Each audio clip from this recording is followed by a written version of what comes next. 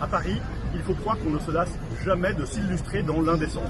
Cette semaine encore, les groupes écologistes et communistes ont rivalisé d'outrance dans un concours de vœux au Conseil de Paris, censé soutenir Gaza, avec un soutien important des socialistes. L'intention affichée, la paix sans doute. La réalité, une instrumentalisation politique honteuse du drame israélo-palestinien, où le Hamas est l'éléphant dans la pièce que personne ne veut nommer.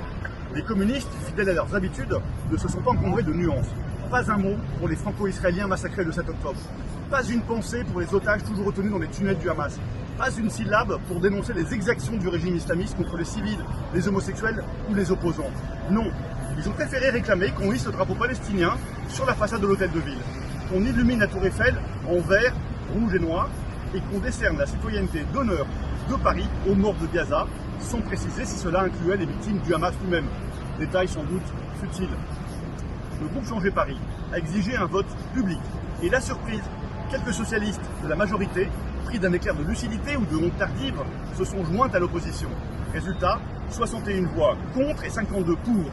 Rejeté. Ouf. Mais c'est du côté de Paris Centre que le malaise est le plus fort. Alors que le maire de Paris est absent, 5 de ses 6 élus ont voté pour ce vœu indigne et le 6e s'est abstenu. Courageux mais pas téméraire. Je suis le seul élu de Paris Centre à m'opposer à ce texte, le seul à rappeler que la paix ne naît pas de la complaisance avec les bourreaux.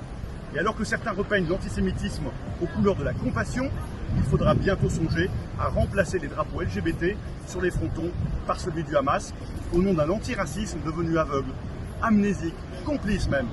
Au Conseil de Paris, des antisémites ont perdu une bataille. Mais à Paris Centre, les pro-Hamas tiennent toujours le haut du pavé. Il est temps que les Parisiens ouvrent les yeux.